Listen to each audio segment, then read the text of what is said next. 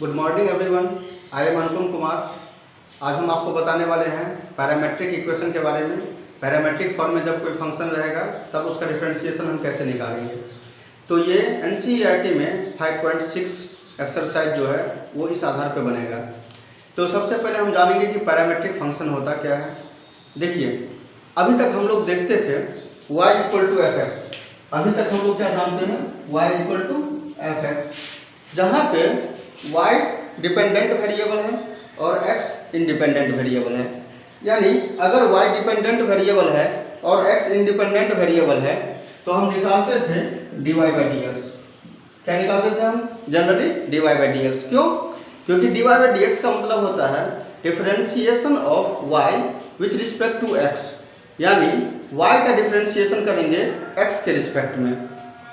लेकिन अब जो क्वेश्चन रहेगा, पैरामेट्रिक फंक्शन का मतलब ये होता है कि हमारे पास y और x दो वेरिएबल है। ये दोनों वेरिएबल किसी थर्ड वेरिएबल पे डिपेंड करेगा। जैसे y = ft and x = ft। इसका मतलब क्या हुआ कि y भी t के ऊपर डिपेंड करता है और x भी t के ऊपर डिपेंड करता है। मतलब क्या हुआ कि यहाँ पर y हो गया डिपेंडेंट वेरिएबल और t हो गया इंडिपेंडेंट वेरिएबल। उसी तरह से x = ft का मतलब क्या हुआ कि x डिपेंडेंट वेरिएबल है और t इंडिपेंडेंट वेरिएबल है। यानी x और y दोनों डिपेंड करता है किसके ऊपर? t के ऊपर। तो सबसे पहला काम है हमारा सबसे पहला काम होगा dy/dt निकालने का। हमारा सबसे पहला काम क्या होगा? dy/dt निकालने का। उसके बाद हम क्या करेंगे? dx/dt निकालेंगे। तो हमारे पास dy/dt आ चुका है, dx/dt आ चुका है। अब हमें चाहिए क्या? dy/dx। अब हमें क्या चाहिए? dy/dx चाहिए। तो जब हम dy/dx निकालेंगे तो dy/dx लिख सकते हैं dy/dt अपॉन dx/dt। एक्चुअली अगर देखा जाए तो यहाँ से dt से ये dt कैंसिल हो जाएगा, तो फिर से मुझे क्या मिलेगा? dy/dx ही मिलेगा। तो इस प्रकार से ये पैरामेट्रिक फॉर्म में जब क्वेश्चन दिया रहेगा तो हम आराम से इसका सॉल्यूशन निकाल सकते हैं, यानी dy/dx आराम से निकाल सकते हैं। कैसे? तो dy/dx बराबर क्या हो जाएगा? dy/dt upon dx/dt। तो यही था, पैरामेट्रिक फॉर्म में जब रहेगा तब डिफरेंशिएशन हम इस प्रकार से निकाल सकते हैं। ठीक है, अब हम इस पर एक एग्जाम्पल देते हैं। देखिए,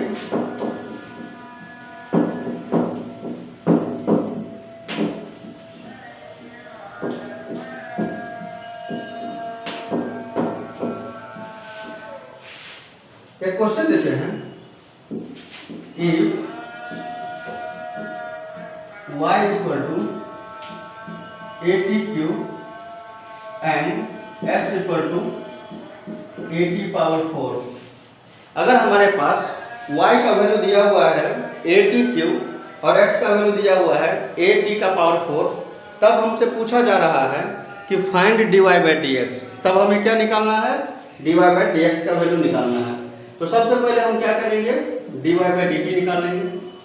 तो dy/dt जब आप सॉल्व कीजिएगा तो यहाँ पे a कांस्टेंट है, तो a कांस्टेंट टर्म में रहेगा। t³ का डिफरेंशिएशन क्या होगा? 3t², यानी ये हो जाएगा 3at²। अब हम क्या करेंगे? dx/dt निकालेंगे। तो dx/dt = क्या हो जाएगा? a कांस्टेंट है, t⁴ को लिख सकते हैं 4t³, यानी ये हो जाएगा 4at³।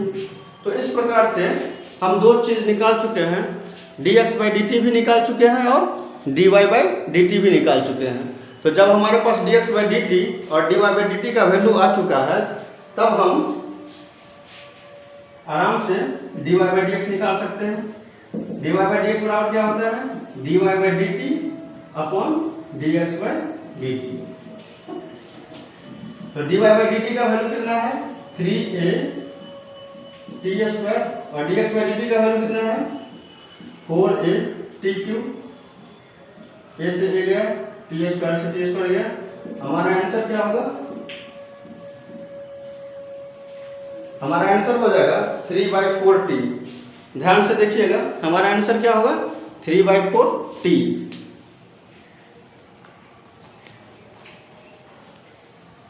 यानी dy/dx का वैल्यू हो जाएगा 3/4t।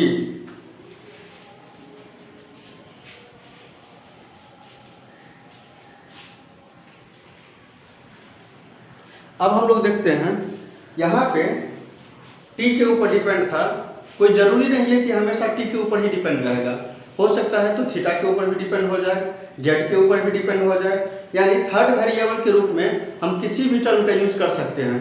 तो जैसे एक क्वेश्चन लेते हैं y इक्वल टू मान लेते हैं साइन थीटा और x इक्वल टू है कॉस थीटा। हमारे पास y equal to sine theta and x equal to cos theta. तब कहेगा फाइंड dy/dx। तब हमें क्या फाइंड आउट करना है, dy/dx फाइंड आउट करना है। तो सबसे पहला काम है dy/d थीटा निकालने का। तो साइन थीटा का डिफरेंशिएशन थीटा के रिस्पेक्ट में कॉस थीटा हो जाएगा। इसके बाद हम क्या करेंगे, dx/d थीटा निकालेंगे। कॉस थीटा का डिफरेंशियल क्या हो जाएगा, माइनस साइन थीटा हो जाएगा। इसी पे dy/dx निकाल सकते हैं। तो dy/dx बराबर क्या हो जाएगा, dy/d theta upon dx/d theta. तो dy/d थीटा क्या है, cos थीटा, और dx/d थीटा क्या है, माइनस साइन थीटा। तो इस तरह से cos theta by sine theta cos theta होगा, हमारा आंसर क्या होगा माइनस cos थीटा। तो इसे आप गौर से देख सकते हैं, माइनस cos थीटा हो जाएगा।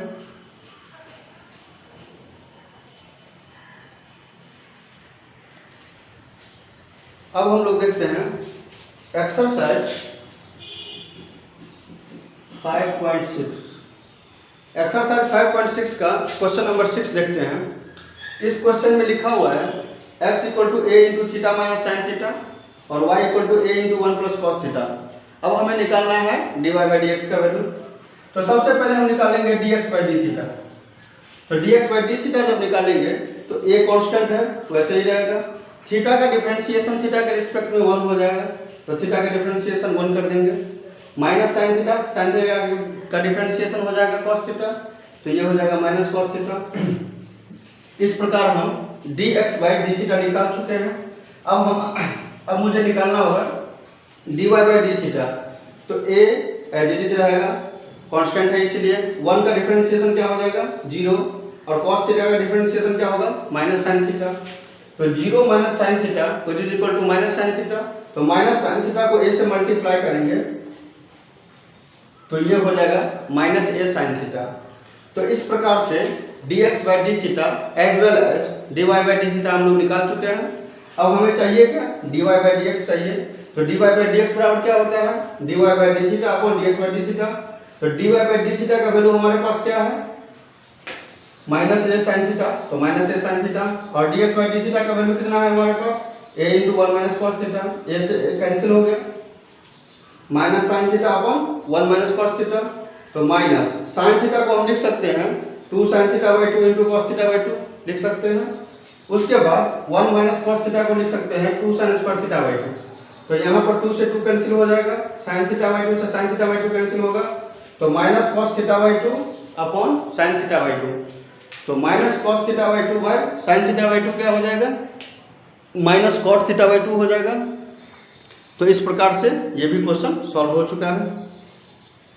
तो ये बहुत ही सिंपल था, minus cos theta by 2 upon sine theta by 2 हो जाएगा कॉट थीटा बाई 2।